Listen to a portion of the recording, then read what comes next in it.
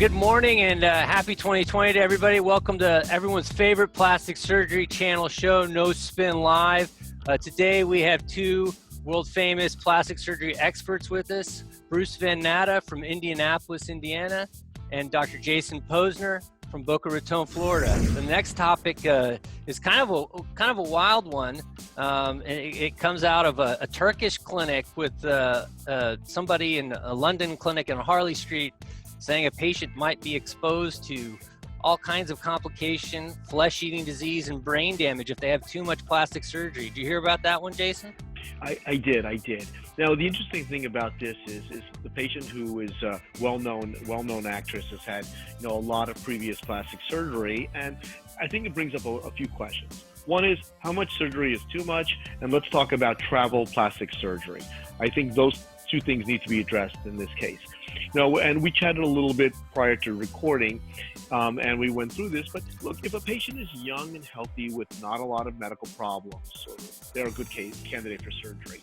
What is too much? I mean, that is certainly, if you're telling me to do 20 different things on a patient in one surgery, that's too much. But over the course of a year or 2 years or 3 years, I think it's very individualized. If we're talking about 20 lipomas, that's nothing. If you're talking about 20 full surgeries on the patient at the same time, that's obviously ridiculous. So I think it has to be individualized, and we can talk point by point about what's too much for that individual patient. In terms of travel plastic surgery, I think there's a lot of good clinics in many different places all over the world, and you can't say just because this person is not in the U.S. that it's a bad clinic. I don't know this particular clinic. I don't know their risk assessment. I don't know what it looks like. I don't know anything about it. I can say we probably have a little bit better quality control in the U.S. than outside the U.S. But we've all been to plenty of beautiful clinics all over the world that are the equal, if not better, of anything in the States. What do you guys think?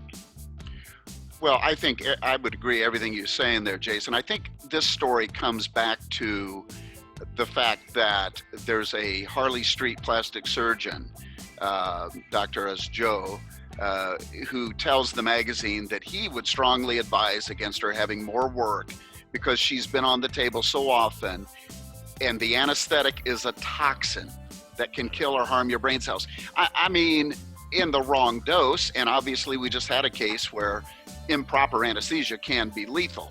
That being said, anesthesia is the only specialty I know whose malpractice rates have gone down over the years because their drugs, their monitoring equipment, everything is safer. So this is a bit of an alarmist by this so-called expert who is strongly advising against her having more surgery, that she has a risk of dying. I mean, he's really like taking what would be in an otherwise healthy patient a really rare, incredibly rare complication and acting like that could be expected in this case. So I think it's a situation where we've got somebody who's clearly probably had more plastic surgery than she needs, but she's otherwise healthy. I wouldn't see denying her additional surgery because of this overblown risk makes sense. So I think it's a bit of an alarmist story. I think the guy's protecting his turf. Don't go to Turkey and don't have surgery. You should stay here and protect the turf. But on the other hand, if you want to play contrarian a little bit, look at the old Michael Jackson deal. How many times was his nose operated on, and basically what problems he had by having this body dysmorphic issue where the same body part is operated on too many times. That can lead to problems. You have to use your common sense. And listen, we're all well trained. We all do a lot of surgery, and we all know when to say no.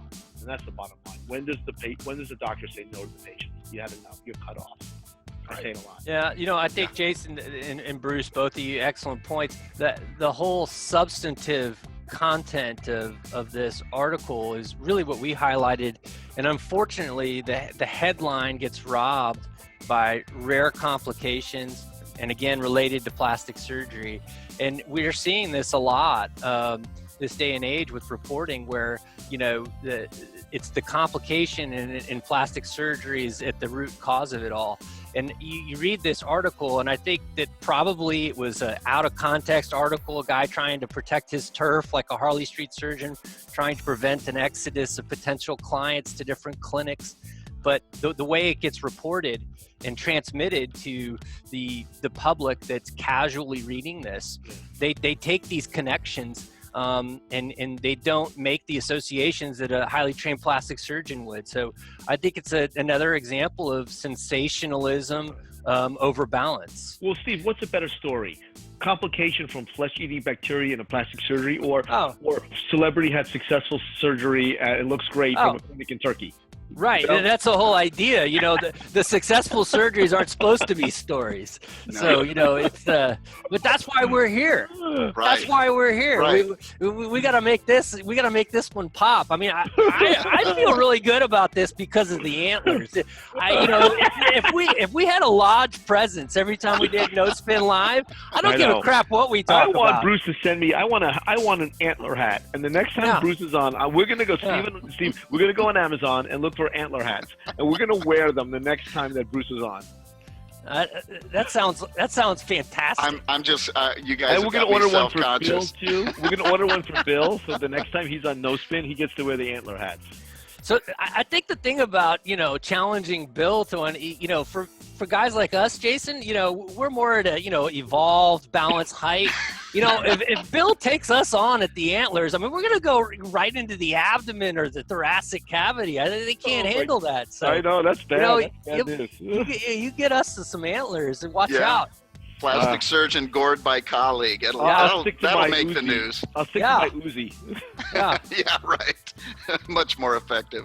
Much more effective. All right, guys. All right, ladies and gentlemen, that's all for No Spin Live today, January 2020. For more content like this about plastic surgery from the experts, visit theplasticsurgerychannel.com.